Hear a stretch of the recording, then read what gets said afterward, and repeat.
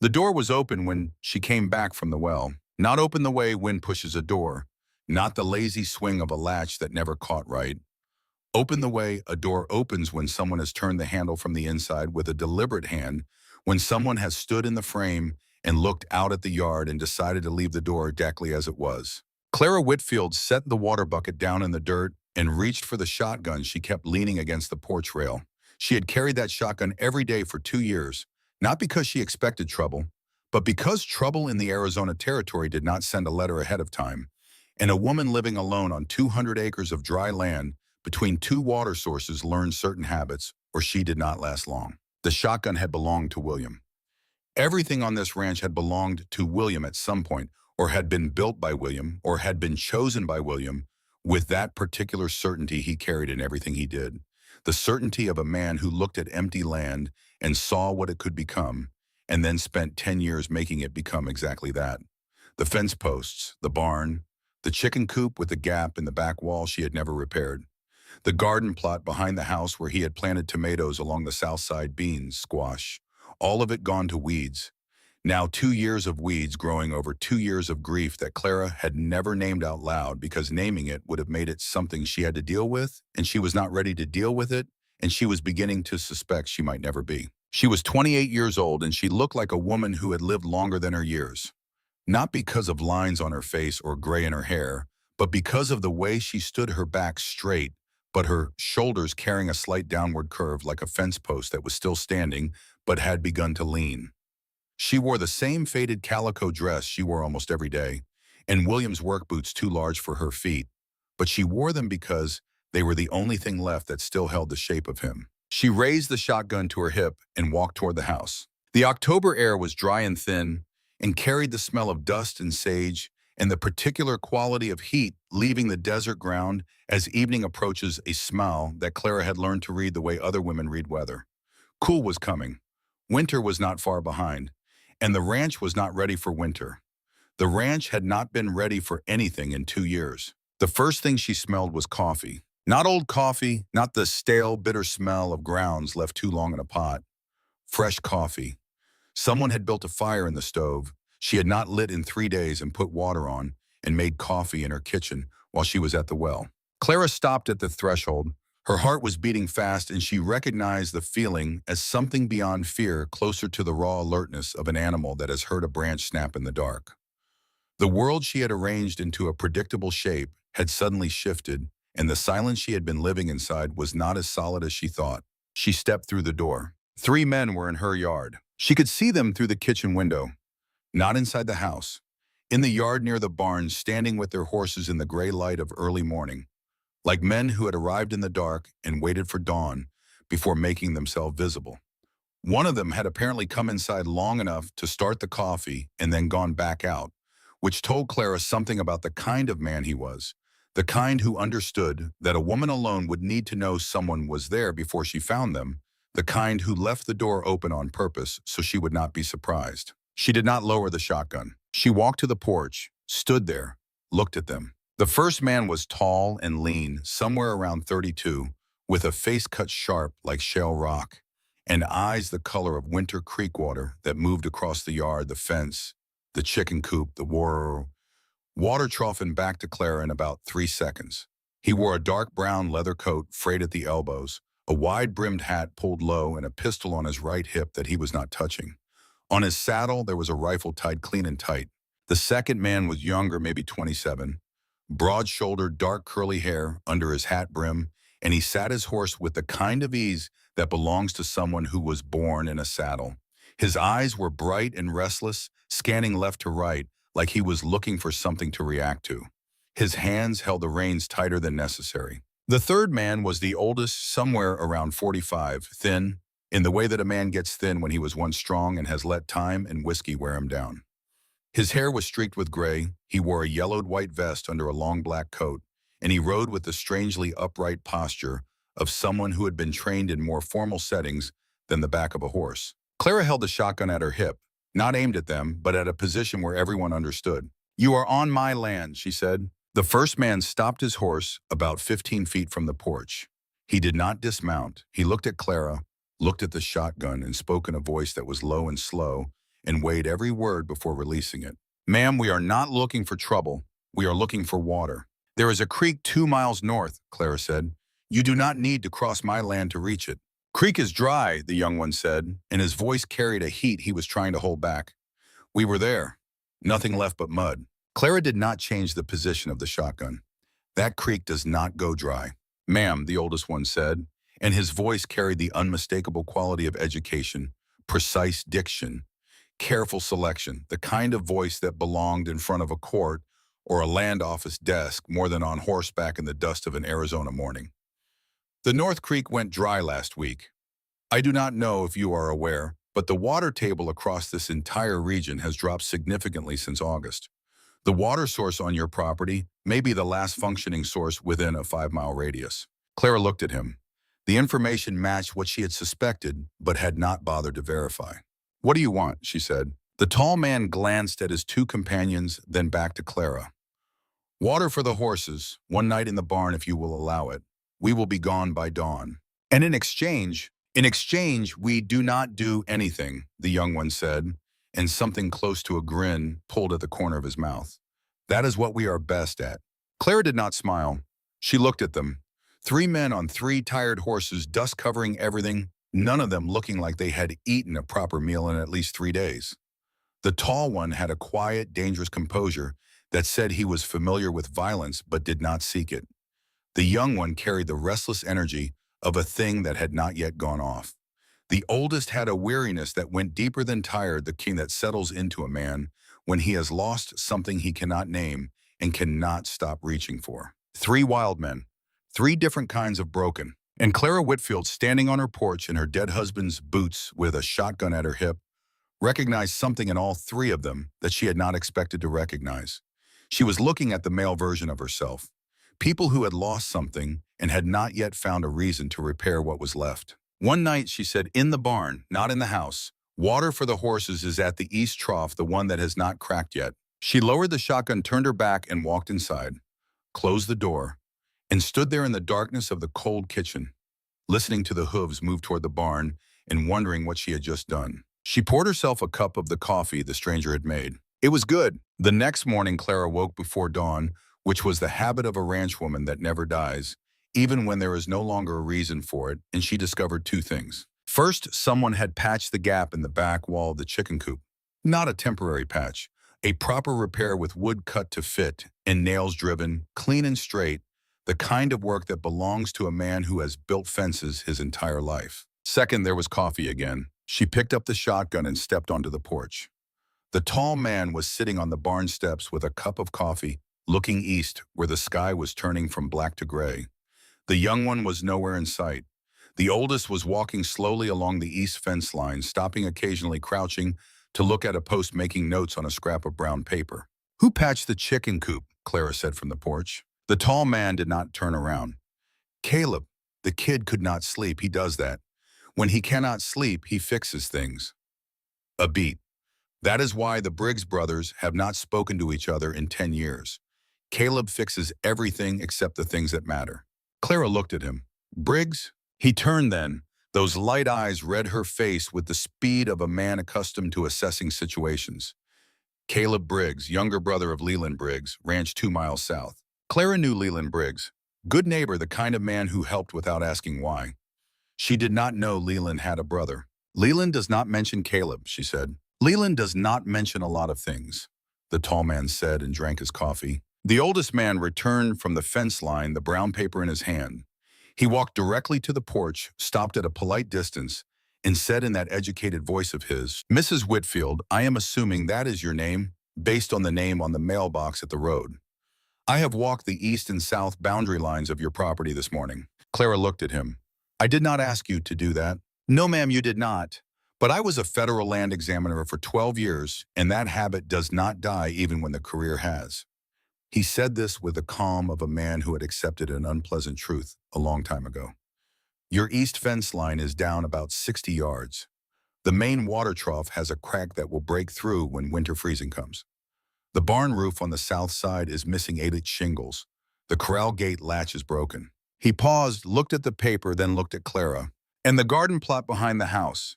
Do you know what it used to grow?" Tomatoes, Clara said. Her voice was flat. Beans, squash. The soil is still good, he said. I checked. About 6 inches down, there is still dark humus. Whoever planted that garden knew what they were doing. Clara looked at him until he stopped talking. Then she said very slowly, you said one night. The tall man stood up from the barn steps.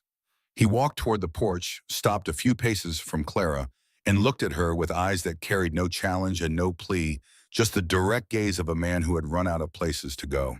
Mrs. Whitfield, the three of us were heading east, but honestly none of us has a specific destination. I am proposing this. 3 days. 3 days of work on your ranch. Fence repair, roof patches, trough mending, whatever you need. In exchange, 3 meals a day and a place to sleep in the barn. I am not a charity, Clara said. This is not charity, he said. This is a transaction. Clara looked at the 3 men. The tall one still as stone. Caleb somewhere near the chicken coop, probably inspecting his own patchwork. The oldest holding his paper with the patience of a man accustomed to waiting for answers. 3 days, she said, and somebody explains to me why 3 men heading east turned into the ranch of a widow living alone. The tall one did not avoid the question. The man at the feed store in town said there was a ranch 4 miles east. The owner lived alone. The place was falling apart. We needed water. You need labor. Sometimes things are that simple. Nothing is simple about 3 strange men riding onto a woman's land, Clara said. And the tall man for the first time had something shift on his face. He knew she was right, and he let her see that he knew. You are right, he said, and I do not have a better answer than time. In 3 days you will see who we are by how we work. That is all I can offer.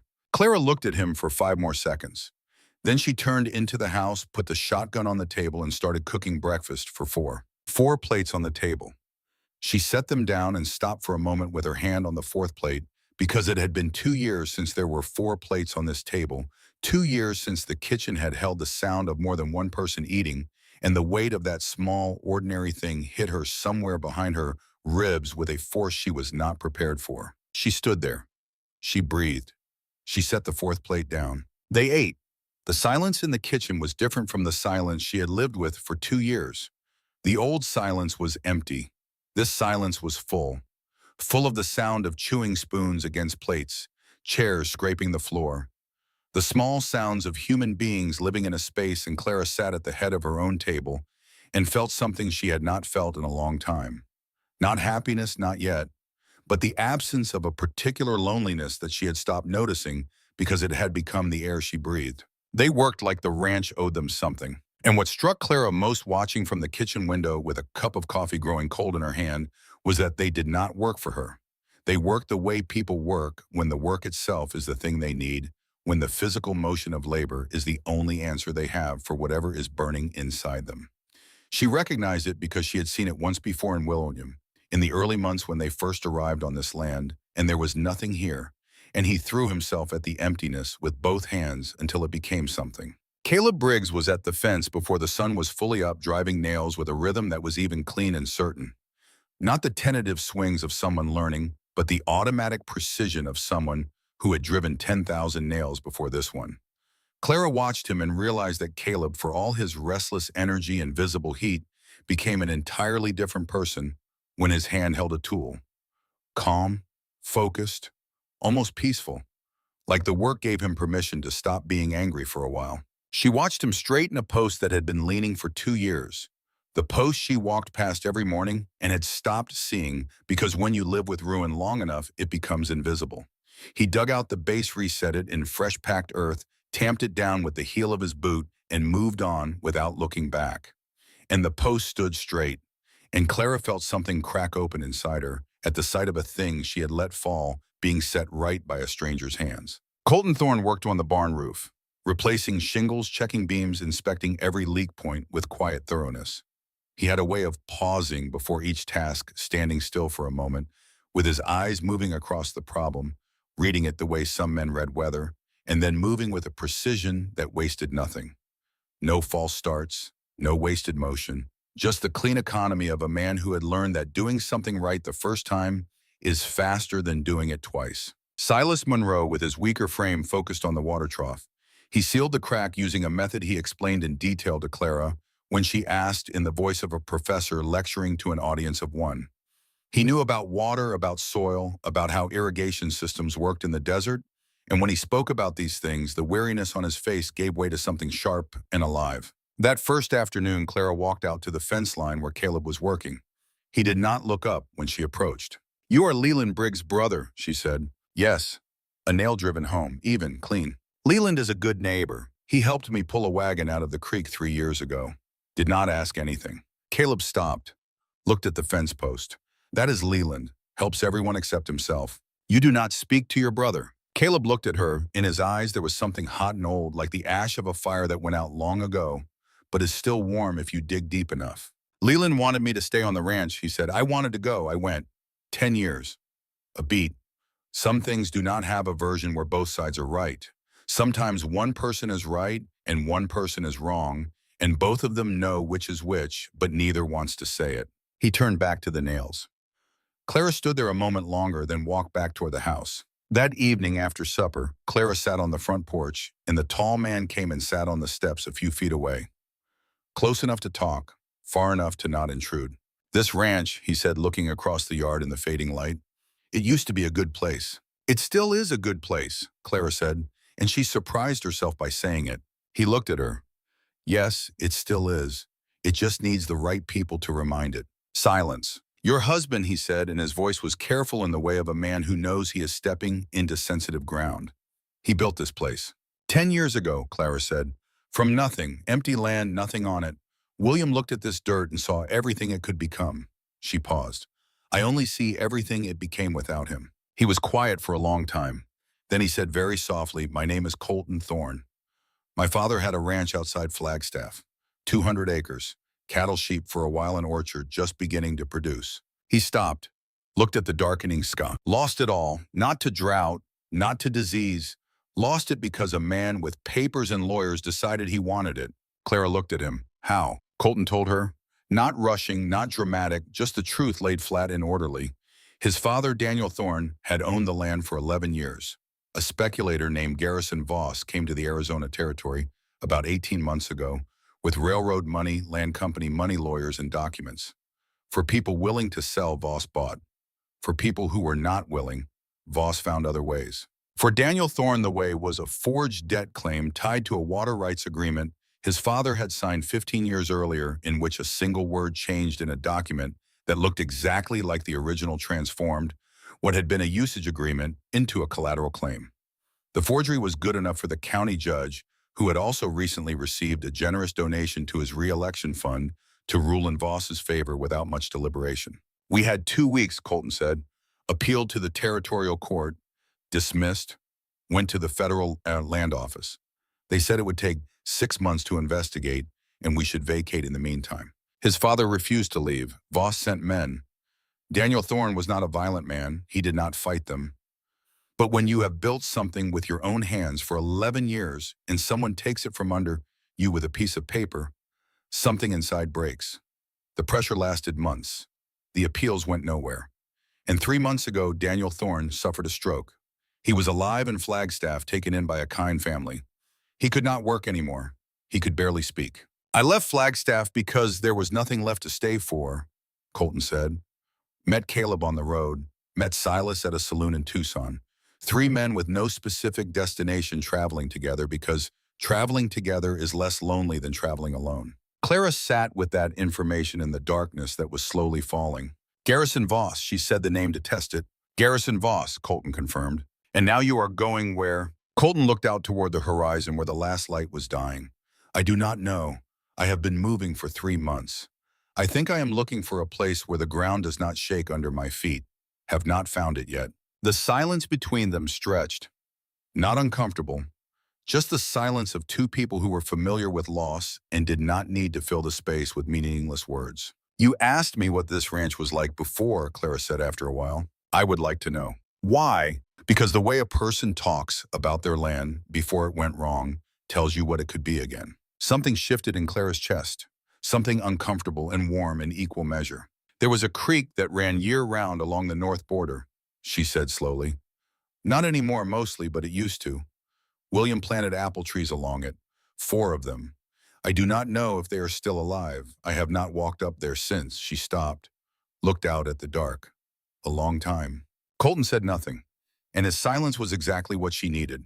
The kind that demands nothing, offers nothing, just holds the space open and lets whatever wants to fill it arrive in its own time. They sat there as the last light bled out of the sky and the stars came on one by one over the desert. And Claire realized that she had just told this stranger more about her grief than she had told anyone in 2 years. Not because he had asked the right questions, because he had not asked any questions at all. He had simply sat beside her and given her room, and the room itself had done the work. After a while, she said the south pasture held good grass before the dry years. It could again, probably with the right management. William had 12 head of cattle when he first built this place. I am down to 4 now. Lost some to drought, sold some when I needed cash. She paused. Could not bring myself to care enough to build the herd back up. But you care now, Colton said quietly. Clara looked at him sharply. What makes you say that? Because you are talking about it in the present tense, like it is still real. Clara stared at him. She wanted to say something dismissive, something that would put the walls back where they belonged. Instead, what she felt was seen like standing in an open field with nowhere to retreat to. He had noticed something about her that she had not noticed about herself, and the accuracy of his observation was more unsettling than anything Garrison Voss could have said. She stood up, pushed back her chair. I should check the corral gate before bed, she said, and walked off the porch into the dark, and she did not look back, because looking back would have meant admitting that she was not walking toward the corral gate. She was walking away from the first person in 2 years who had made her feel something, and she was not ready for that, and she knew it.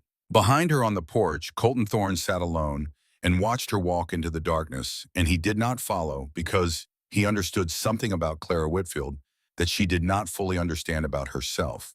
She was not running from him.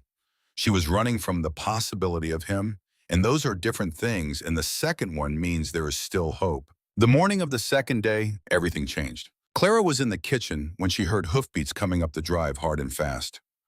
Not the casual pace of a neighbor, the urgent rhythm of someone carrying news they did not want to carry. She stepped onto the porch and saw a rider coming in at a gallop, pulling up short in the yard in a spray of dust. Leland Briggs, Caleb's brother. His face was white around the edges. Leland stopped. The horse looked around the yard and his eyes locked on Caleb, standing by the west fence with a tool in his hand. Time froze for about 3 seconds. Two brothers looking at each other across 30 feet of a widow's yard. 10 years of silence between them, and now they were standing in the same space on an October morning with dust still settling around them. Caleb said Leland. Leland said Caleb. Then Leland turned to Clara, and his face showed that whatever was happening between the brothers had to wait. Clara, Leland said, his voice tight. You heard what happened in town. What happened? Jed Holloway, somebody served him papers yesterday afternoon. County marshal came and everything. Says he owes back debt on a land title from some banking claim 5 years ago that he never knew about. They gave him 30 days to settle the debt or vacate. Clara felt something cold move through her. That is not right. Jed has had that land since 1879. I know. Everybody knows. But the papers look legal. Leland paused, glancing toward the house. And there is a man in town. Came in 2 days ago, staying at the hotel, name of Garrison Voss. Silence. Clara looked at Colton. He was standing at the barn door and his face had changed. Whatever composure he held was gone. In its place was something hard and raw, like a wound that had been covered for months and just had the bandage ripped away. You know that name, Clara said to Colton. Not a question. Colton stepped out of the barn. I know that name. Silas Monroe, standing beside the water trough with his hands on a rag, stopped completely. His face went sharp.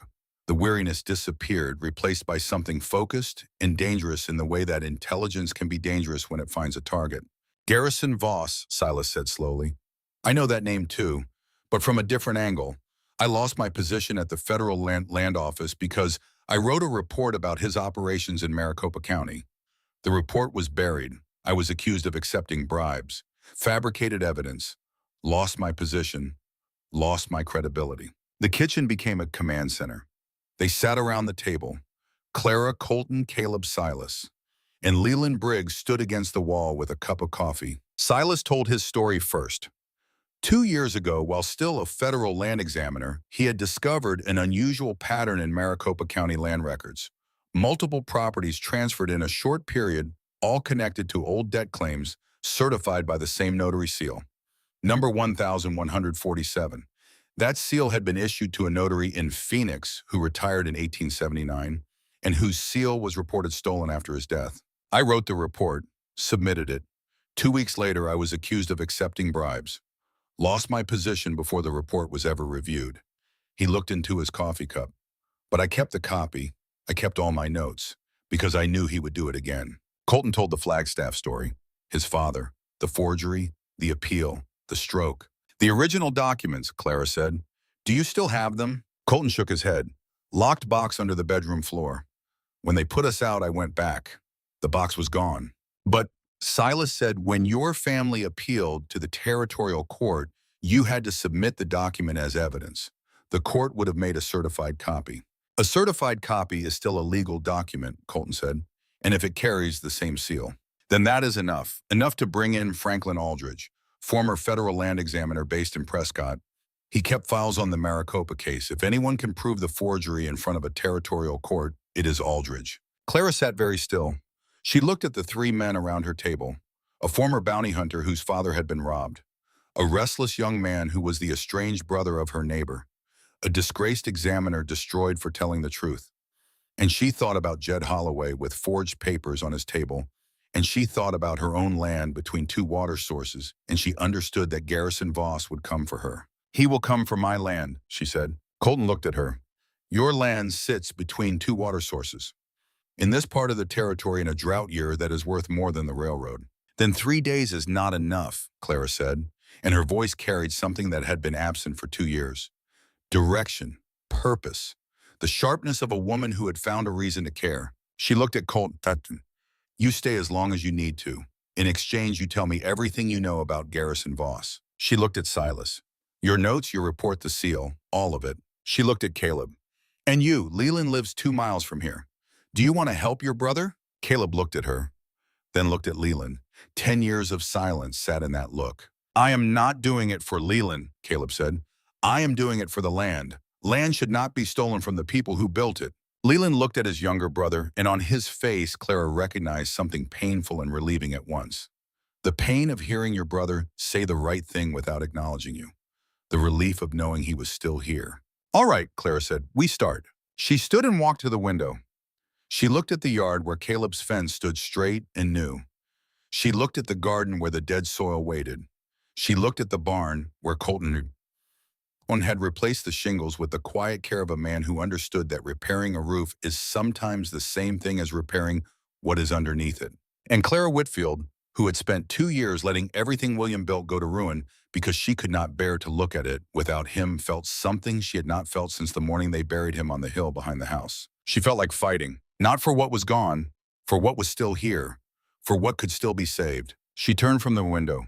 4 faces looked back at her.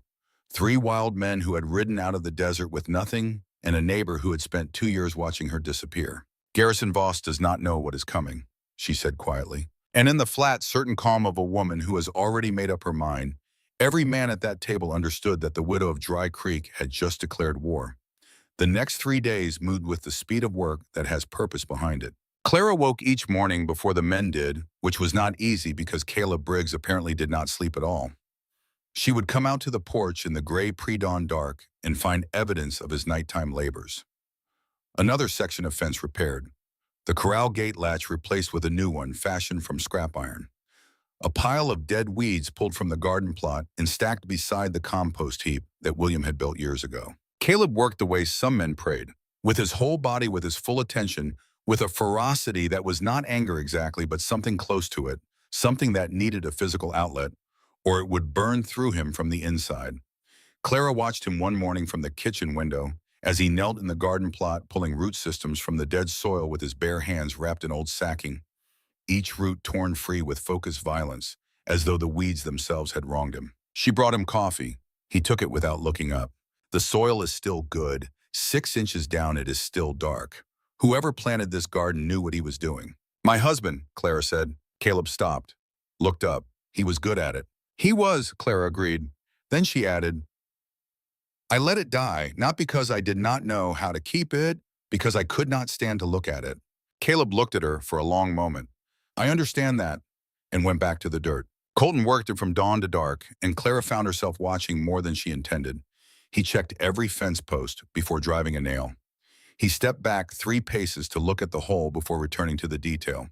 He moved across the property with systematic patience, the work of a man who understood that restoring something broken is not about speed, but about getting each piece right so the whole thing holds. She went out to where he was working on the second afternoon.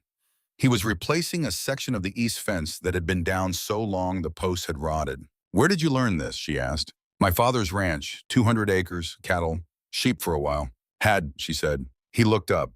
Had he confirmed and moved to the next post? Clara picked up the second hammer lying in the dirt and started working on the post beside his. He glanced at her. She glanced back. And they worked side by side for the rest of the afternoon without speaking much, and the silence between them was the good kind built on shared motion rather than shared avoidance. Silas Monroe spent most of his time at Clara's kitchen table. His notes spread across the surface like a map of everything that had gone wrong in the territory. He was reconstructing his federal report from memory. Seal numbers, dates, property names. Clara sat across from him one evening and watched him write, and she realized that Silas Monroe, despite the faint smell of whiskey on his coat and the deep, tired eyes, still possessed the sharpest mind she had ever encountered. "Can you prove the seal is forged?" she asked. "I can prove the pattern. The same seal number 1147 appears on multiple documents across different counties. A notary seal number is unique and permanently assigned. Seal 1147 was issued to a notary in Phoenix who retired in 1879 and whose seal was reported stolen after his death." He looked up. "Garrison Voss has been using a dead man's stolen notary seal on forged documents for at least 4 years. And you were fired for finding that." "I was fired for threatening to expose it. If I had actually published the finding, I would have been treated far worse." Clara absorbed that. Garrison Voss did not merely steal land. He destroyed anyone who threatened to reveal how he did it. What they were building at this kitchen table was not merely a legal case. It was a target painted on their backs. "He will come for us," Clara said quietly. Silas looked at her. "Yes, ma'am, he will." "Then we had better be ready before he does." On the third day, Clara decided to ride into town, alone. Colton objected. "If Voss has people watching, he will know something is happening. I have lived here for 10 years. I am a widow buying supplies. Nobody suspects a woman at the dry goods store." She looked at him directly. "You, a stranger nobody has seen before riding into town, will attract attention." "I will not." Colton looked at her. "You are stubborn. I survived 2 years alone on a ranch in the Arizona desert. Stubborn is the minimum requirement." She did not tell them the other reason. She needed to see Garrison Voss with her own eyes. She needed to sit across from the man who had broken Colton's father and stolen Silas's career and understand exactly what they were up against. Because Clara Whitfield had learned something in 2 years of solitude. She had learned that she trusted her own eyes more than anyone else's words. Dry Creek on a Thursday morning felt different. People stood talking in 2s and 3s outside the feed store, leaning close, voices low. Mabel Greer watched Clara from behind her window without the usual wave. Something had shifted in the town overnight, the way a herd shifts before a storm. Not running yet, but already looking for the direction to run. She went to Jed Holloway first. Jed was at his table in the hardware store, not working, sitting with his hands flat on the table, staring at a document with the expression of a man trying to read something in a language he almost speaks. He looked up when Clara came in, relief at not being alone with it. "Let me see it." Jed pushed the document across. Clara read it slowly. She read it twice. She found the section establishing the debt tied to a promissory note from 1881, supposedly signed by Jed's father. "Did your father sign any notes in 1881? Jed's face tightened. "My father died in 1879. There it was, a dead man's signature dated 2 years after he died. And in the bottom corner, the notary seal, number 1147. "Do not sign anything," Clara said. "Not one thing, not even an acknowledgement of receipt." She walked out, stood on the sidewalk for a moment, and turned toward the hotel. She had not planned this, but something had shifted in her when she saw Jed's face in the signature of a dead man on forged paper. The last piece of the woman she had been before William died fell back into place, the woman who walked toward the thing that frightened her because walking away was worse. Garrison Voss was at a corner table with 2 men positioned to watch the room. Voss himself was reviewing papers. He was perhaps 50 silver at his temples, clean-shaven hands that were soft and manicured. He wore a dark suit that would have looked at home in a Philadelphia courtroom, And that Eastern refinement transplanted into a dusty Arizona saloon was precisely what made him unsettling. He looked up when Clara walked in and smiled. "Good morning. You look like a woman with something on her mind." "I am Clara Whitfield. I have a ranch 4 miles east." "Ah, your property came up in my research. Interesting parcel, 2 natural water sources. My land is not for sale." "Most things are not," Voss said smoothly. Clara watched his face, not his hands, the way Colton had told her. Voss touched things while he talked. "Picked them up. Turned them over so you watched his hands instead of his face." Clara watched his face instead. And what she saw was the most dangerous thing a man could carry. Patience that had never been tested by failure. "I will be watching," Clara said. "Whatever you are doing in this county, I will be watching." Voss tilted his head. Then his voice softened in a way that hid teeth. "Mrs. Whitfield, I do hope you are not allowing yourself to be influenced by outside parties. A woman alone with no family and no allies should be careful about who she takes counsel from." He was telling her he knew she was not alone anymore. He was telling her he knew about the men. "Careful is a good word," Claire said. "I have always been partial to it." She turned and walked out. Her hands shook on the reins. Not from fear. From the cold, focused anger of a woman who had just looked into the eyes of the man who had destroyed the lives of people she cared about and discovered he believed himself untouchable. When she reached the ranch, Colton was at the gate. He read her face and went still. "He knows you are not alone." He did not say names. He did not have to. Silas on the porch said, "Voss buys information before he buys land. He already knows the shape of this place." "We need to go to Prescott," Clara said. "Get the certified copy from the territorial court. And we need Aldridge. Prescott is 2 days each way." "I know how far Prescott is. Leland can watch the ranch." Caleb said, "Leland will hold it. Then I stay. Someone needs to be here if Voss sends men. And someone needs to talk to my brother." Clara nodded. "We leave before dawn." They left in the dark. 2 hours out, Colton said in a low voice, "Do not turn around. Someone is following us." "How long?" "Since the junction. Graycoat Big Horse, one of Voss's men. He is following to find out where we are going," Silas said. "Then we make sure he does not." 6 miles ahead, the road forked. The main route was wide and open.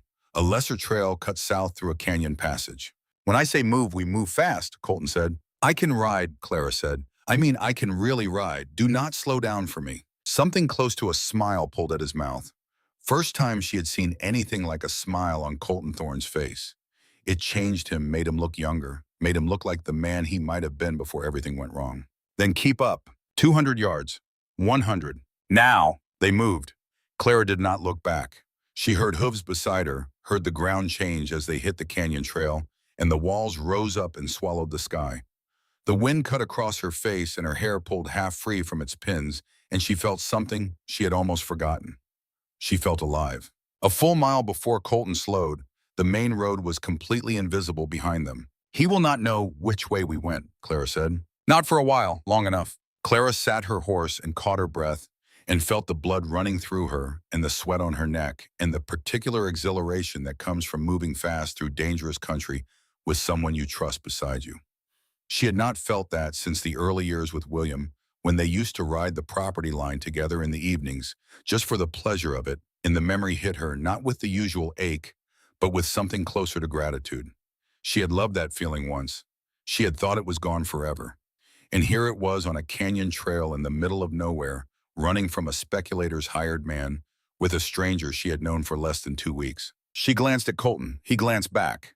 And in the look that passed between them, brief and wordless, Clara understood that something had changed. Not the dramatic shift of a declaration or a touch. The quiet shift of two people who have just discovered that they work together the way some people work together, seamlessly, instinctively, each one filling the spaces the other leaves, and who have not yet decided what to do with that information, but cannot pretend they do not have it. Silas pulled up behind them with surprising composure for a 45-year-old man on horseback through a canyon. "This trail adds 2 hours. "Worth it," Clara said. "Worth it," Colton agreed. They stopped at nightfall at a small homestead where Colton knew the family, a couple named Fisk who took in travelers. Silas repaired a broken porch step before breakfast without being asked. Mrs. Fisk looked between Clara and Colton with comfortable frankness over dinner. "You two married?" "No, ma'am," Clara said. "Long time to be alone," Mrs. Fisk said simply and passed the bread, and that was the end of it. But Clara felt Colton's eyes on the side of her face, and her heart was doing something it had not done in 2 years. They reached Prescott the second afternoon.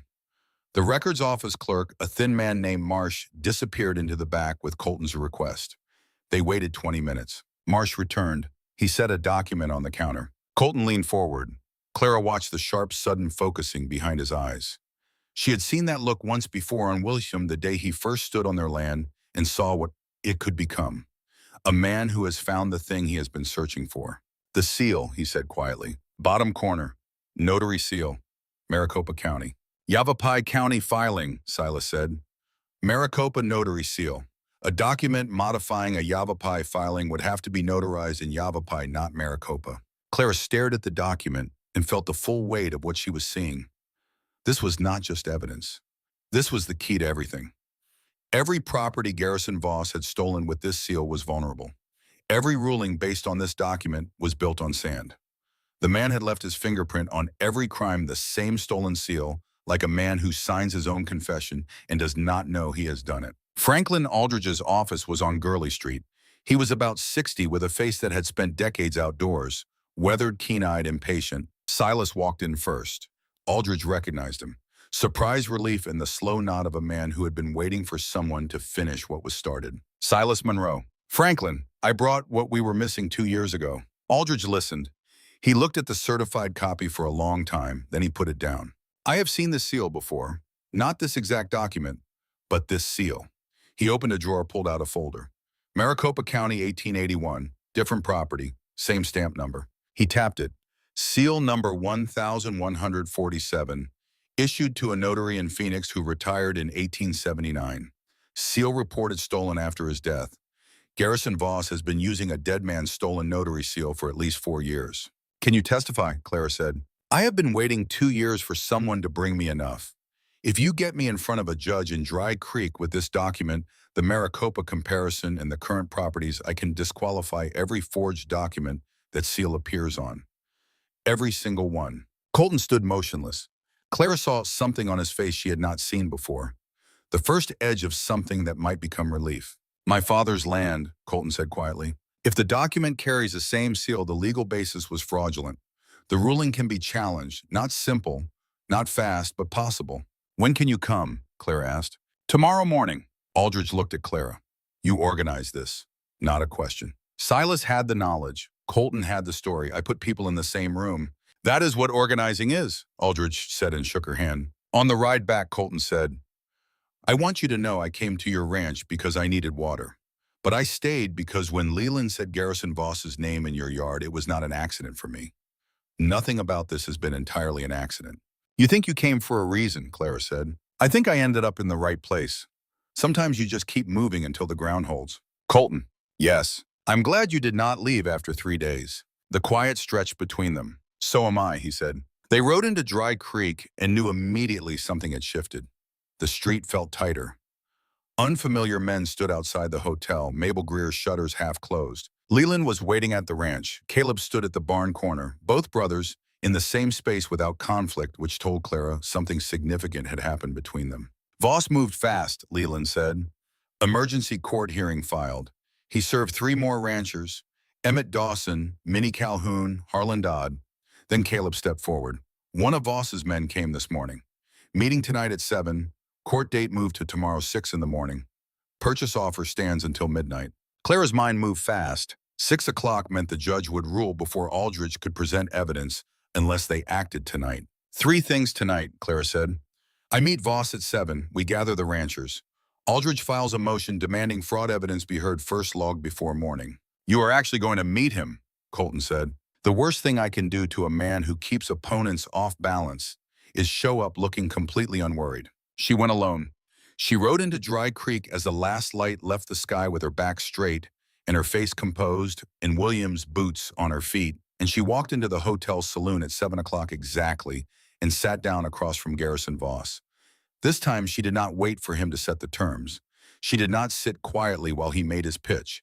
She walked in and sat down, and before he could open his mouth, with his reasonable voice and his reasonable smile, she said, Mr. Voss, 3 more ranchers in 2 days. Ambitious even for a man with a dead man's notary seal. The change in the room was immediate. The two watchers at their flanking tables went still. Pratt, who was not present tonight, was not there to intervene. And Voss himself, for the first time since Clara had encountered him, did not have a response ready. She had come in swinging and watched the impact land on his face like a stone hitting water, the ripple moving outward from the point of contact before the surface tried to reassemble itself. "Mrs. Whitfield," he said carefully, and the care in his voice was new, "you seem to have been misinformed. Daniel Thorne, Flagstaff, 1883. Maricopa notary seal on a Yavapai filing, seal number 1147.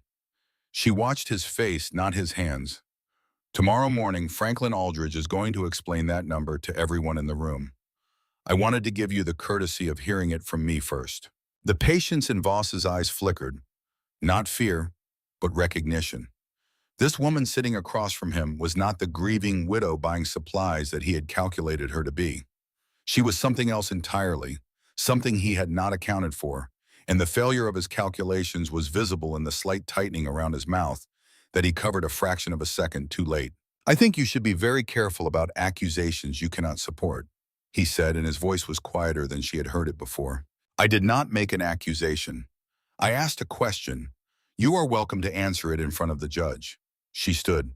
"Good evening, Mr. Voss." She turned her back on him and walked out. And this time, walking through the door and across the street, she was not shaking. Her hands were steady. Her heart was steady.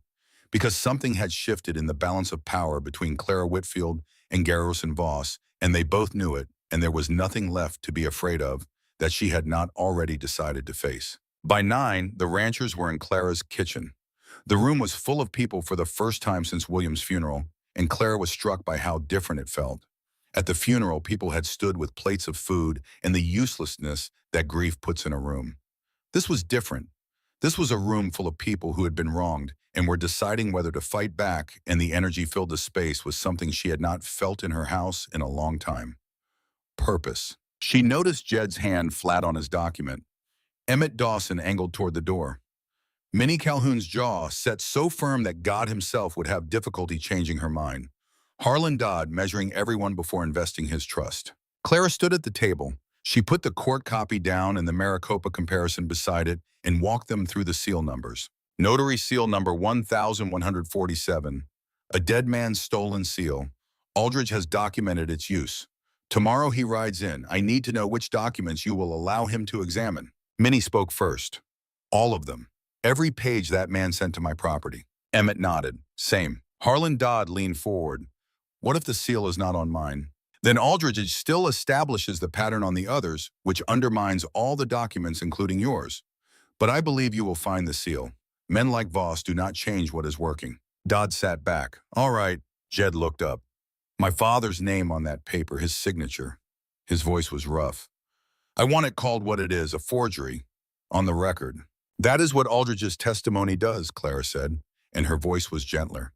He names the instrument. He calls the seal fraudulent. Your father's name gets cleared. That is the whole point. Jed nodded. Good. Minnie patted his hand once briskly and took it back. After midnight, Clara stood with Colton, Silas, and Caleb.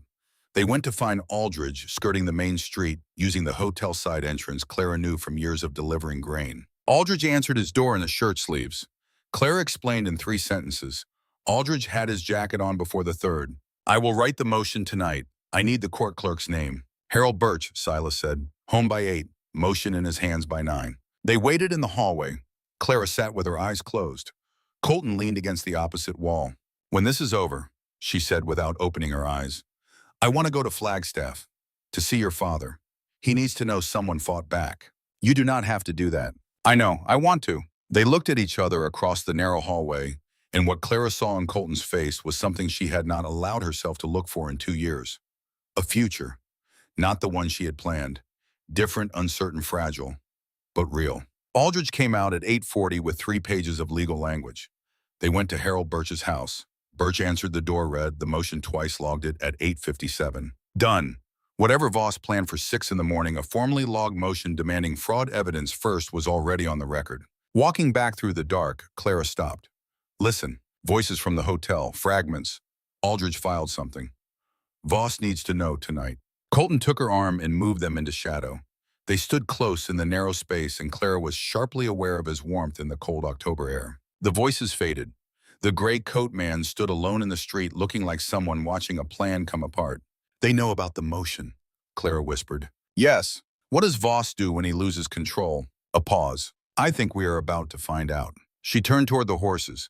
He fell into step beside her, and they walked through the dark streets together, and Clara thought about apple trees growing for years without anyone walking out to check on them, pushing their roots deeper, holding on longer than anyone would expect.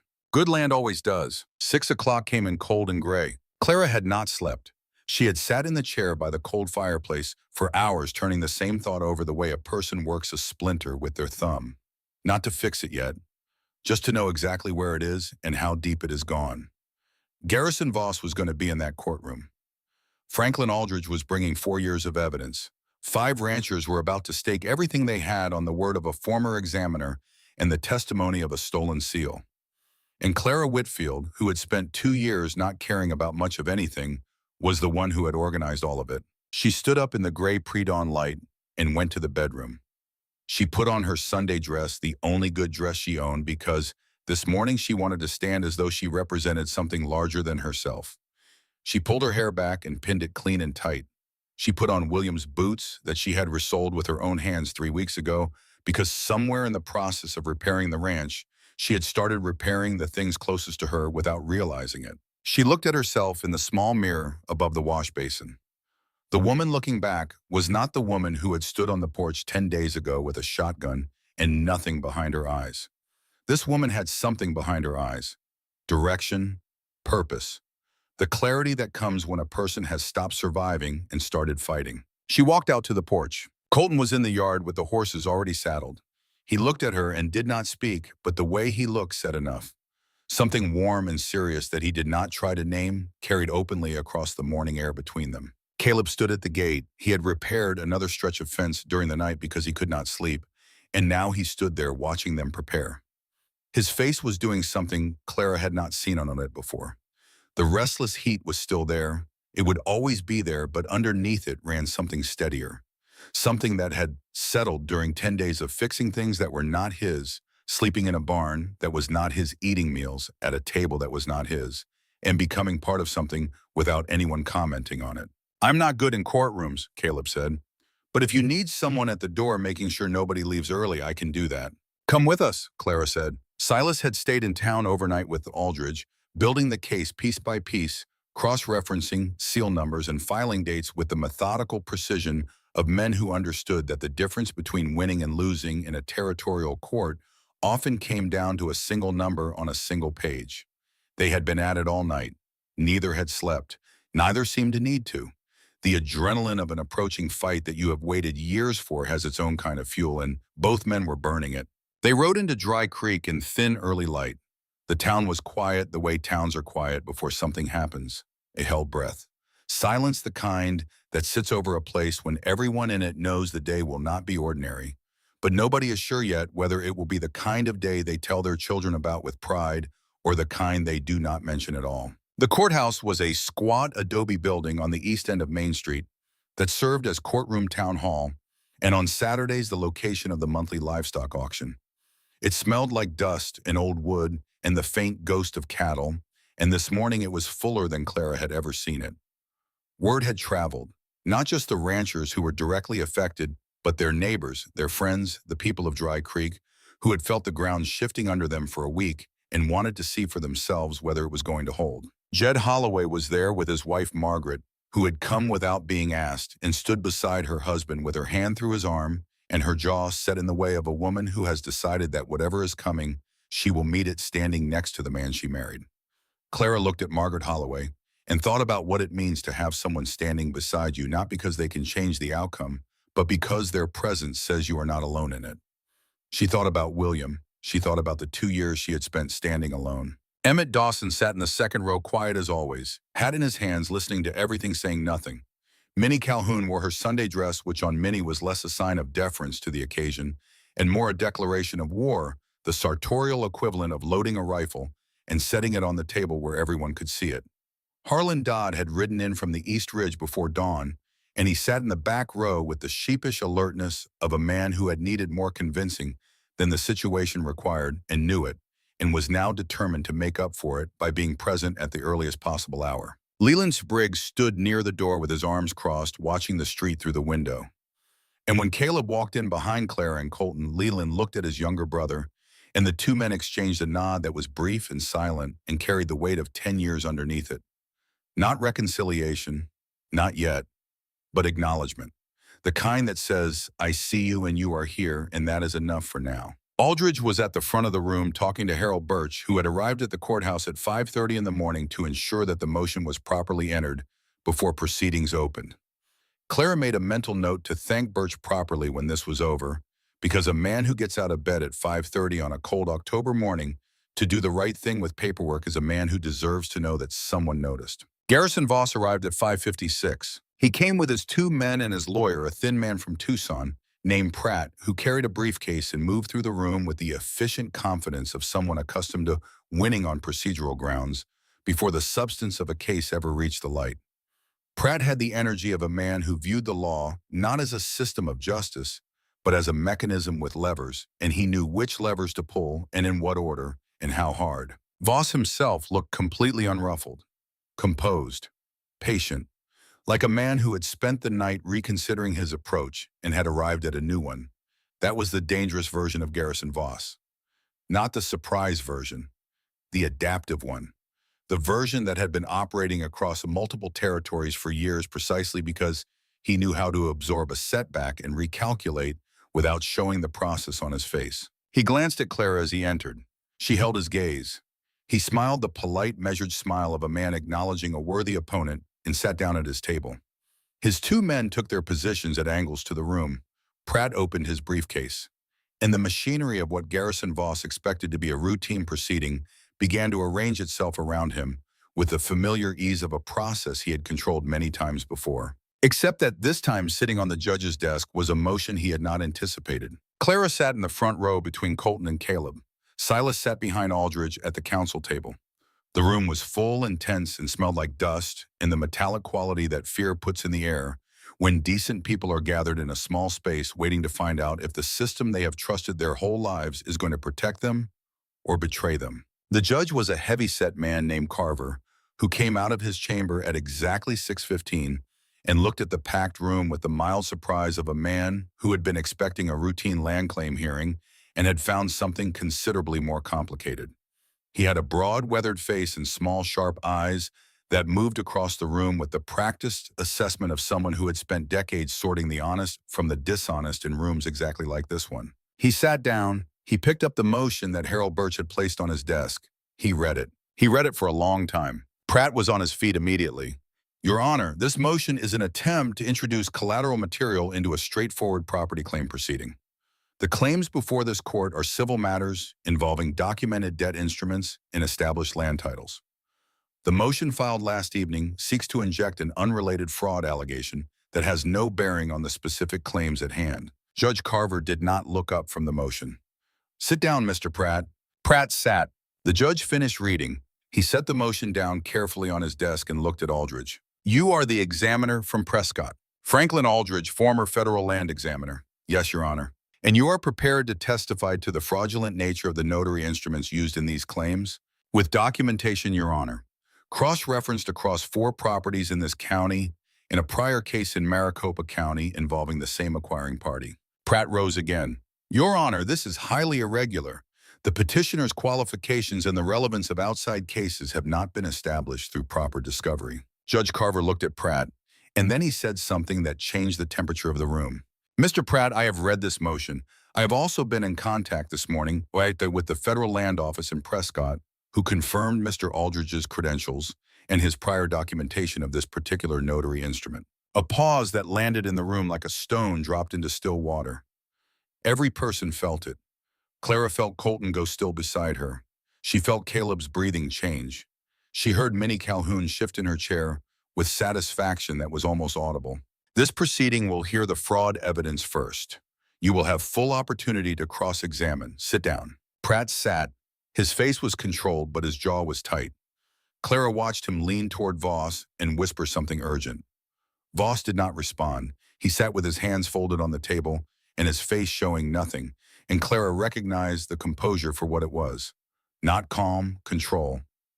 The deliberate management of a man who is running calculations behind his eyes and has not yet found the answer he needs. Aldrich stood and walked to the front of the room.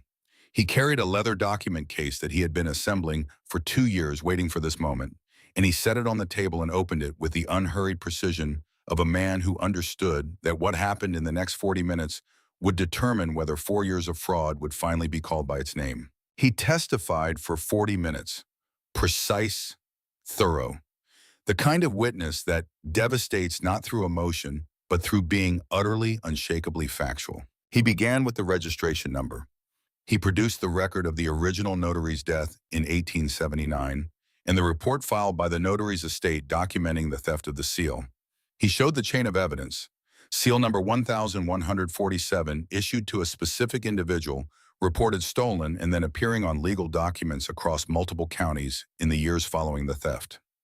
He laid each document out for the judge to see arranged in chronological order, building a timeline that stretched from the death of an elderly notary in Phoenix to the forged papers sitting on Jed Holloway's kitchen table. He showed the Maricopa County comparison document from 1881, different property, different parties, different forged debt claim, same stamp number. He walked the judge through the details with patient clarity, each step building on the last, each fact laid down like a brick in a wall that was rising higher with every minute. Clara watched the judge as Aldrich spoke. She watched Judge Carver's face move from the careful neutrality of a man hearing evidence to something harder and more focused, the face of a man who has spent his career believing in the system he serves and is now learning that someone has been using that system as a weapon against the very people it was designed to protect. She saw his eyes move from the documents to Voss and back to the documents, and she saw the moment when whatever benefit of doubt he had been holding dissolved. Then Aldrich turned to the Dry Creek claims. He picked up Jed Holloway's document and held it where the judge could see the seal. Seal number 1147, he said. He picked up Emmett Dawson's document. Seal number 1147. Minnie Calhoun's. Seal number 1147. Harlan Dodd's. Seal number 1147. 4 properties. 4 different alleged debt instruments, each one depending on a fraudulent notary certification to establish its legal standing. Each one stamped with a dead man's stolen seal. He said it plainly without rhetoric or emphasis, and that plainness was what made it devastating. The facts did not need help. They only needed to be heard. He showed the certified court copy from the Thorne case in Yavapai County. The same seal, the same number, the same pattern extending back years across counties, across territories, were always connected to one acquiring party. He placed it beside the 4 Dry Creek documents and let the judge look at them in a row. 5 documents, 5 identical seal numbers, a pattern that was no longer deniable. The room was completely silent. Clara could hear the breathing of the people around her, the creak of wooden chairs, the sound of Margaret Holloway gripping her husband's arm tighter.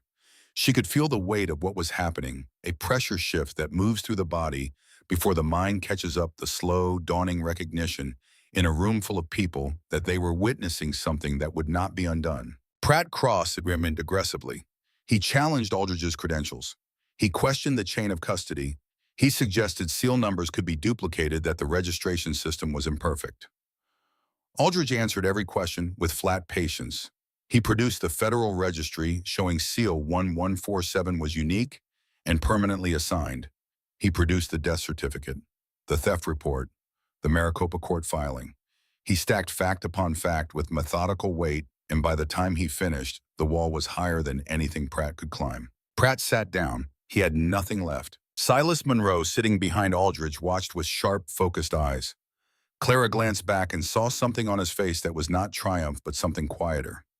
Vindication. His hands were folded on the table in front of him, and they were steady, and Clara realized this was the first time she had seen Silas Monroe's hands completely still. The tremor that whiskey and regret had put in them was gone, replaced by the calm of a man who has just been proven right in the one place where it counts. Clara looked around the room. She looked at Jed gripping Margaret's hand. She looked at Minnie Calhoun with her chin lifted. She looked at Emmett Dawson, whose eyes were bright with something she had never seen in that quiet, careful man. She looked at Harlan Dodd sitting forward in his chair, having just learned something about the cost of hesitation. When Aldridge stepped down, Judge Carver looked at Garrison Voss for the first time directly. Mr. Voss, do you wish to address the court? Voss stood, and Clara watched something she would remember for the rest of her life. She watched a man who had built an operation across multiple territories on the foundation of other people's passivity and fear stand in a small Arizona courtroom and discover that the foundation had given way. His face did not collapse, but something behind his eyes shifted like a door closing in a house where the lights are going out one room at a time. Your Honor, I acted in good faith on the legal instruments provided to me by my legal counsel. If those instruments carried a fraudulent notary certification, I am as much a victim of that fraud as anyone in this room. Judge Carver's voice was flat. Mr. Voss, the same stamp number appears on documents in Maricopa County 2 years ago in proceedings where your name also appears as the acquiring party. I am not inclined to accept a good faith argument this morning. He looked at the marshal standing at the back of the room. Marshal Webb, you will want to be in contact with the territorial prosecutor's office before Mr. Voss leaves Dry Creek. The room went very still. Marshal Webb straightened. Yes, Your Honor. Voss sat down slowly. He went still the way machines go still when something inside them breaks. Pratt was whispering urgently. Voss did not respond. He sat with his hands flat on the table and his eyes fixed on a point somewhere in the middle distance, and Clara understood that she was looking at a man who had just discovered that the world he had built on, forged papers and bought judges and people too afraid to fight back, had a crack running through it that could not be repaired. Judge Carver looked at the room full of ranchers. The property claims filed against Holloway, Dawson, Calhoun, and Dodd are dismissed on the basis of fraudulent legal instruments. The court will forward its findings to the territorial prosecutor and the federal land office for further proceedings. The words fell into the room like stones into water, each one sending ripples outward through the people sitting in those wooden chairs. Clara heard Margaret Holloway make a sound that was not quite a tim and not quite a laugh, but somewhere in the space between where relief lives, when it arrives after you have given up expecting it. She heard Minnie Calhoun say good under her breath, one syllable final, the way a woman says it when the world has just confirmed what she always believed about justice. She saw Emmett Dawson close his eyes for a moment and open them again, and in that brief closing, Clara understood that even the quietest man carries his fears somewhere, and Emmett Dawson had just set his down. He paused. Are there any other matters before this court? Colton Thorne stood up. The room turned to look at him. Clara, sitting beside him, had not known he was going to do this. She felt him rise, and she felt the air around him change, and she looked up at him and saw something on his face that she had never seen there before. Not composure, not distance, something open and raw and brave in the way that only vulnerability can be brave. Your Honor, Colton said, and his voice was clear and steady and carried to every corner of the room. My name is Colton Thorne. My father, Daniel Thorne, lost his property in Flagstaff, Arizona, under a claim instrument that carries this same notary seal. The fraudulent document is on record with the Yavapai County Territorial Court. He paused. Clara could see what it cost him to keep his voice even, the way his jaw tightened for just a moment before he continued. I am requesting that the court's findings today be formally transmitted to the Flagstaff Territorial Office as supporting evidence in a challenge to that prior ruling. Pratt started to rise. Voss put a hand on his arm and stopped him. It was the first gesture of surrender Clara had seen from Voss. Small and controlled, but unmistakable. He knew that fighting this would only deepen the hole he was standing in. Judge Carver looked at Colton for a long moment. He looked at a man standing in a courtroom in dusty range clothes with his hat in his hand and 3 months of grief held carefully behind a face that was trying very hard to remain steady. Your request is noted and will be entered into the record, the judge said. The transmittal will be made.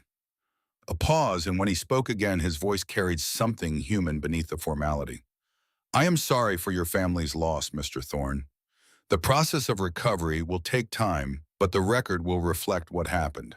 Colton sat down. Clara did not look at him. If she looked at him right now in front of all these people, what was on her face would be more than she was prepared to make public. More than either of them was ready to show to a room full of neighbors and strangers.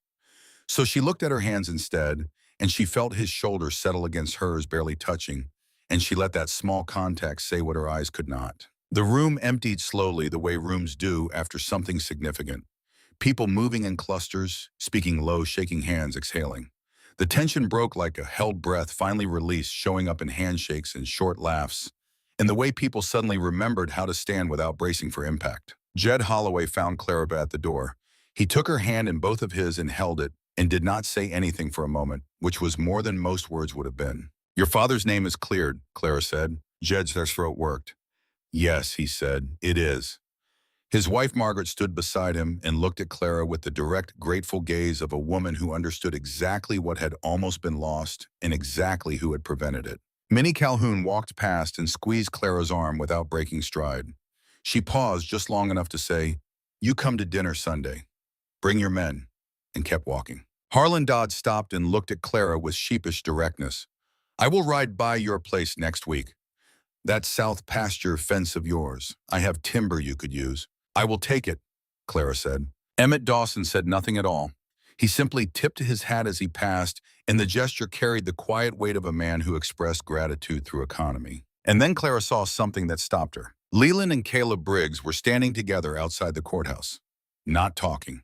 Just standing side by side, looking down the street the way two brothers might have stood 10 years ago on their family fence line, before one left and one stayed. Close enough that their shoulders nearly touched. Close enough that the distance between them 10 years wide 2 weeks ago had narrowed to something that could be crossed. Caleb said something. Short, low. Leland nodded.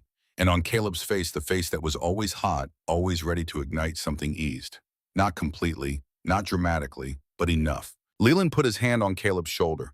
Brief, firm, then took it away. Clara turned and gave them the privacy that 10 years of silence had earned. Garrison Voss left Dry Creek by midday. He left with his men and his lawyer under the escort of Marshal Webb, who had resolved his discomfort about decisions sharply in the direction of enforcing the law.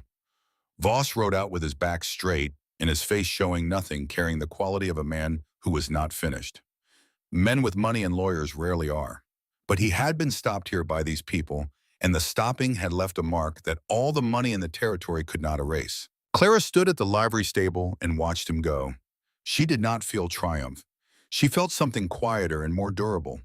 The same feeling she used to get at the end of a long day when the work had been done right and the fences were standing and the land was holding.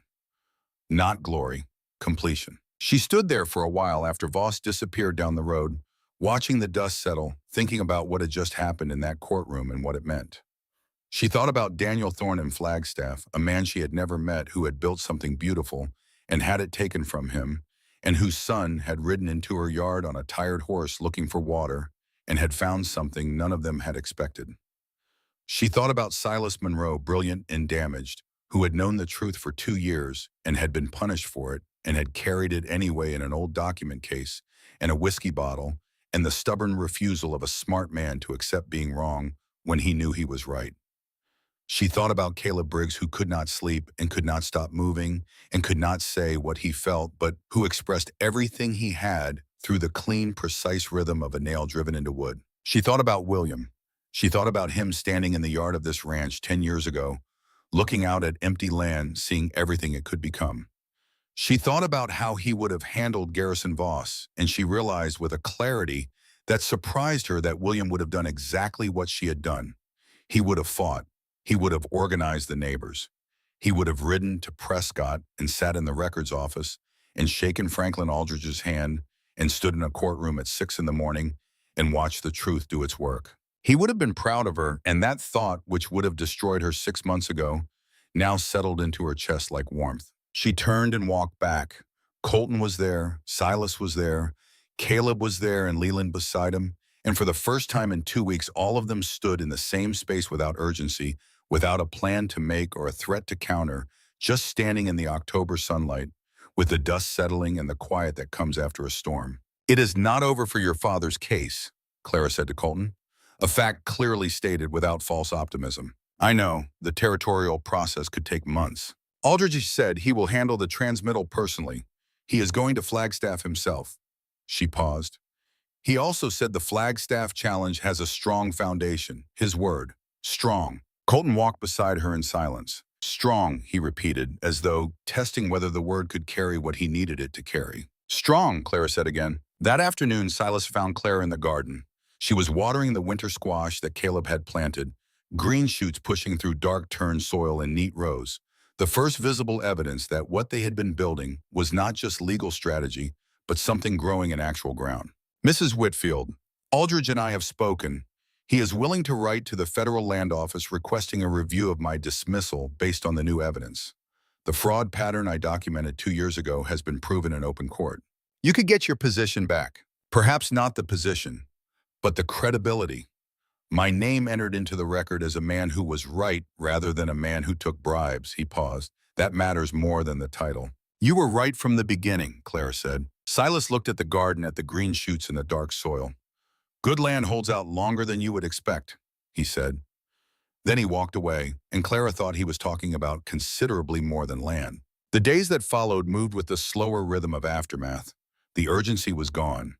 In its place was the ordinary work of a ranch in October, the daily tasks of feeding and watering and mending that had been neglected for 2 years and were now being attended to with a care that transformed the property week by week into something recognizable. Clara walked the north fence line for the first time in 2 years on the third day after the trial.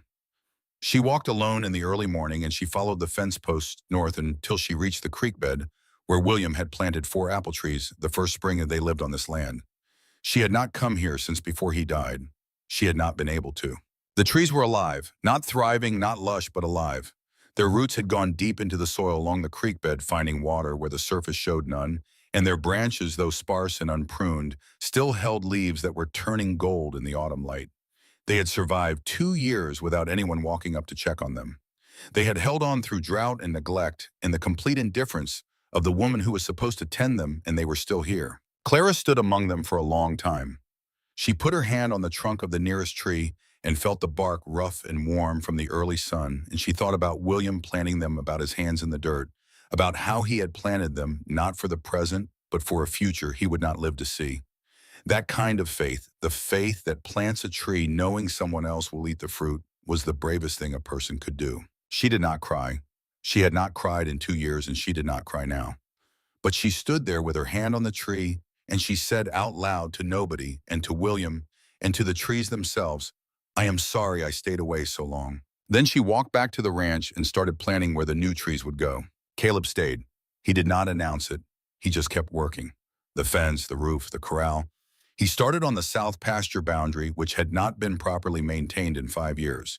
And he worked it with the same focused intensity he brought to everything, as though the act of building and repairing was the language he used for all the things he could not say. And when Leland came by increasingly often now, Caleb did not avoid him anymore. The first time Leland appeared after the trial, Caleb was on the south side of the barn, replacing boards that had warped. Leland rode up and dismounted and stood watching his younger brother work for a full minute before Caleb said without turning around, "You going to stand there all day, or you going to hold this board?" Leland held the board. And from that small, practical act of cooperation, so much smaller than the apology either of them probably needed to make and so much more useful, the two brothers began the slow process of finding their way back to each other. They stood together at the fence line in the evenings. They sat on the porch. They talked about wood and weather and the price of cattle, not about the 10 years. The 10 years sat between them like a third person at the table present, but unacknowledged, and Clara suspected that was how it would be for a long time, and that was all right. Some bridges get rebuilt plank by plank. Some silences get broken word by word. The important thing was that both brothers kept showing up. Silas left for Prescott on the 4th day after the trial. Aldridge needed an assistant preparing documentation for the cases now taking shape. Before he left, Silas stood on the porch and looked at the ranch with those sharp eyes. "Mrs. Whitfield, I will return when the case files are complete, if you will have me." "There is always a place," Claire said. He nodded. Then with the formality he could never quite shed, "This is good land, Mrs. Whitfield. And you, if I may say so, have reminded it of what it is." He rode away. Clara stood on the porch and thought that Silas Monroe, for all his damage, was the most gracious man she had ever met. And then it was time for Colton to go. He needed to ride to Flagstaff, to see his father, to file the challenge personally, to sit beside a man who had built something for 11 years and lost it, and tell him that the loss was not the end of the story. Clara had known this day was coming since the morning after the trial, had felt it approaching with the steady inevitability of a season turning. She would not ask him to postpone it because she understood something about Colton Thorne. He would not be whole until he saw his father. He would not be capable of building anything new until he had finished the work of the old. And she would not stand in the way of that, even though the thought of his absence opened a hollow in her chest she was not prepared for. The evening before he left, they sat on the porch after supper. Caleb had gone to the barn. The sky was turning colors that had no names, purples and golds, and a deep burning orange that sat on the horizon like a slow fire. They sat apart a few feet between them, the way they had sat the first evening. Except the distance between them now was not the distance of strangers being careful. It was the distance of two people who knew exactly what closing the gap would mean and were choosing to wait until the ground was solid enough to hold it. "When you see your father," Clara said, "tell him about the trees." Colton looked at her. "The apple trees along the North Creek. I walked up there this week. They are still alive." She paused. "Tell your father that things survive longer than you think if the roots are deep enough." Colton was quiet. "Then I will tell him." The morning he left, Clara was in the yard. Colton had his travel bag and the horse Leland had loaned him. He stood there contained and composed and carrying more than was visible. Except now it was different. When he arrived, he had been carrying loss. What he carried now had direction. "The squash needs water every 2 days," she said. "I know how to water squash. You have not watered anything in 3 months." He could not argue with that. Every 2 days. She reached into her apron pocket and pulled out a folded piece of paper, handed it to him. He opened it. A pencil sketch, rough but precise the way personal memory is always precise. The garden behind the house as it had looked when William was alive. Tomatoes along the south side, beans, squash, and in the corner, 4 small marks for the 4 apple trees along the North Creek. "I drew it last night," she said.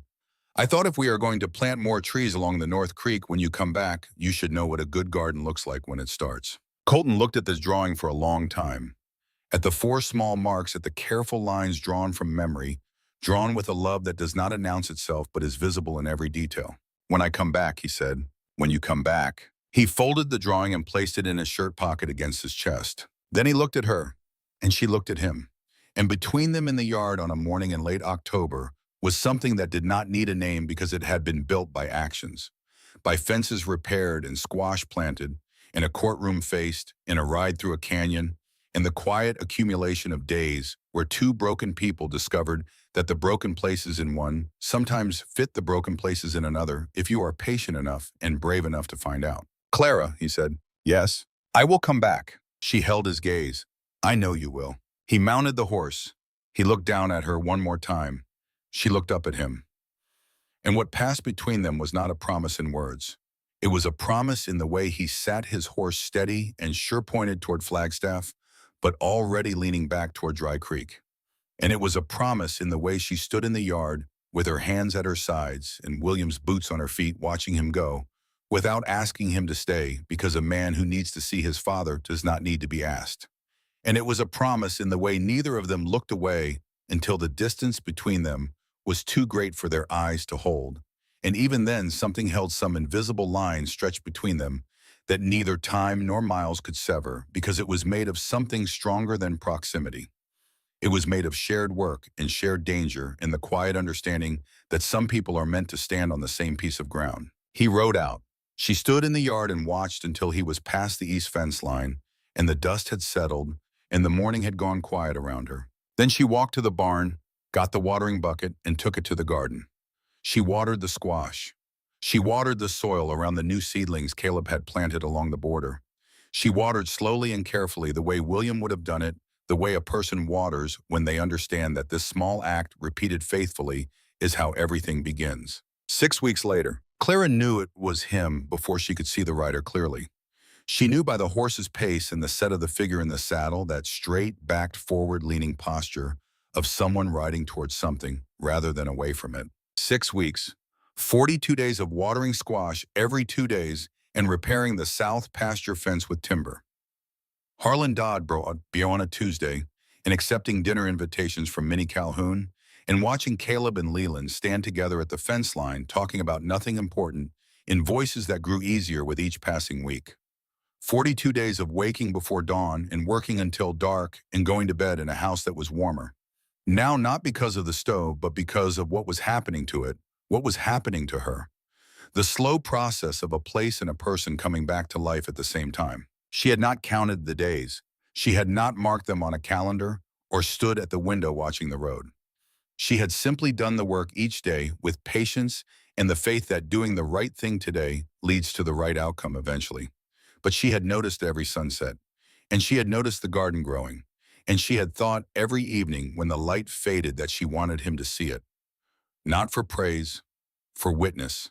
She wanted someone who understood what this land meant to stand beside her and see what it had become.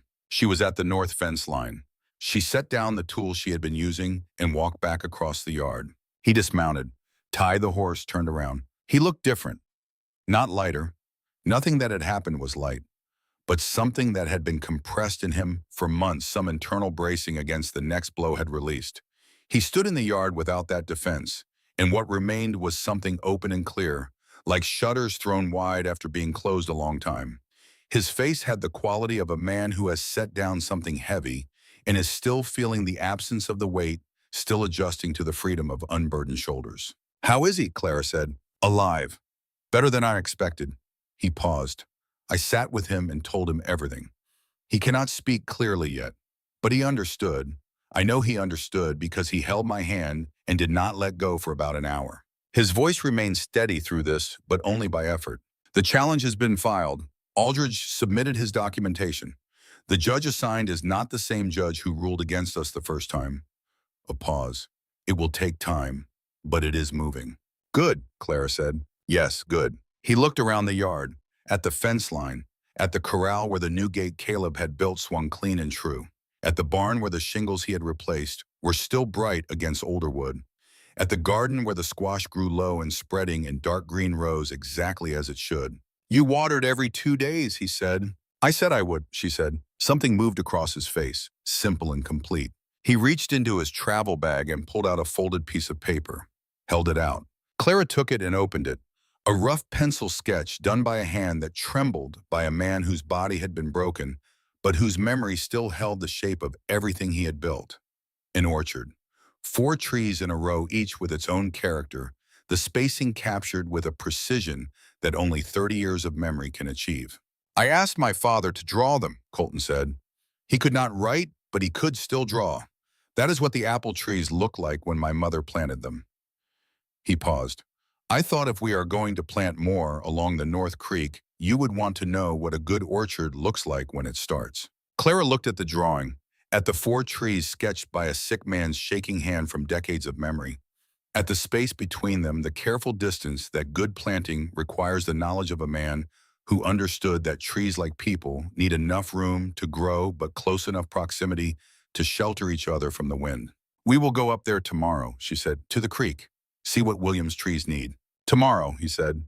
"Tomorrow." She folded the drawing and placed it in her apron pocket against her heart. Caleb appeared from the barn. He stopped when he saw Colton and stood there, and on his face was something Clara had never seen. Simple, uncomplicated gladness. A man genuinely happy to see someone and not trying to hide it and not wanting to. "About time," Caleb said. "Miss me," Colton said. "I missed having someone to talk to who does not respond to every question by building a fence," Caleb said. And then he grinned a full, honest grin and walked forward and gripped Colton's hand and shook it hard. The ranchman's version of an embrace. That evening, Clara cooked. She had not asked. She had not announced it. Colton came in from the barn, and the smell hit him. Warm bread, something thick and good on the stove, the quality of a house that is lived in and cared for, and filled with warmth that starts in the kitchen and moves outward into every room. She had made the stew the way William used to like it, with dried herbs she had found in the back of the pantry, herbs she had not touched in 2 years because they were his recipe, his particular way of measuring by feel rather than instruction. She had stood at the stove with the jar of dried thyme in her hand, and she had thought about putting it back, about making something simpler, something that did not carry his fingerprints all over it.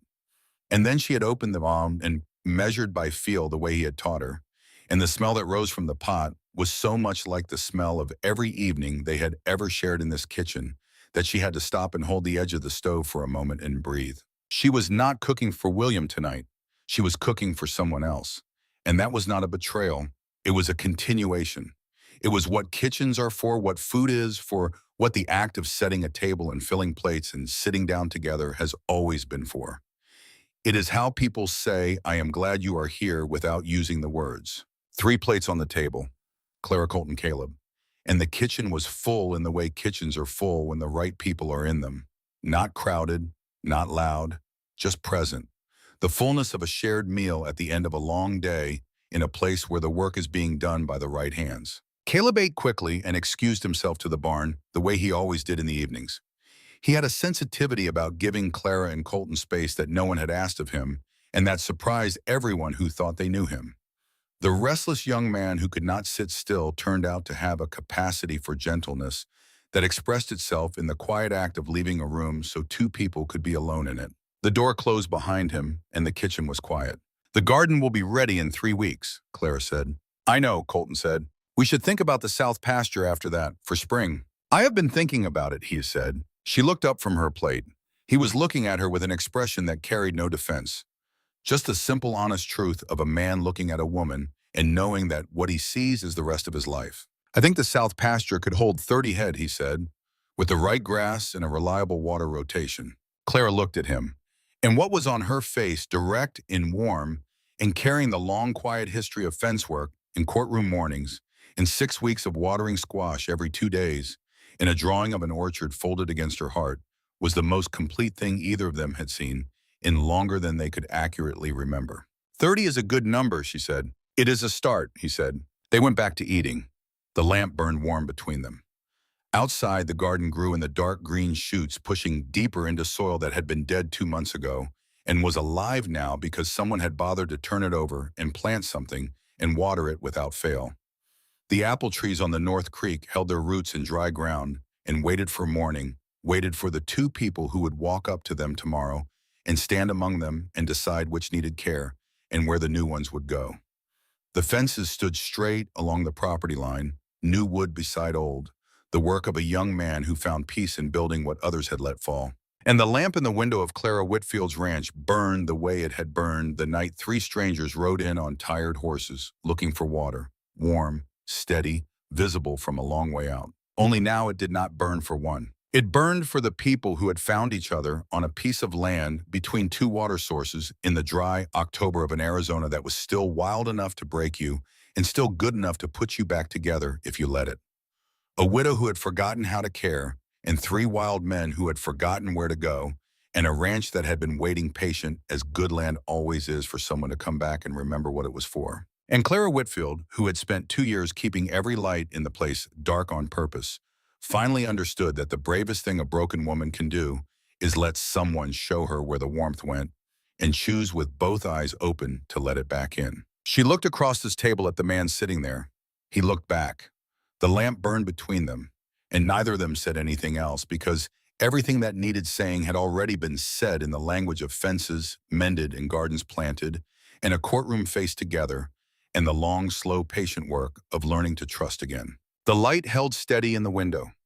The night settled over the ranch, and the land, good land, held on the way it always had and always would, waiting for morning, waiting for 2 people to walk to the North Creek together and stand among the apple trees and begin the work of planting something new in ground that had been patient enough to hold on until they arrived.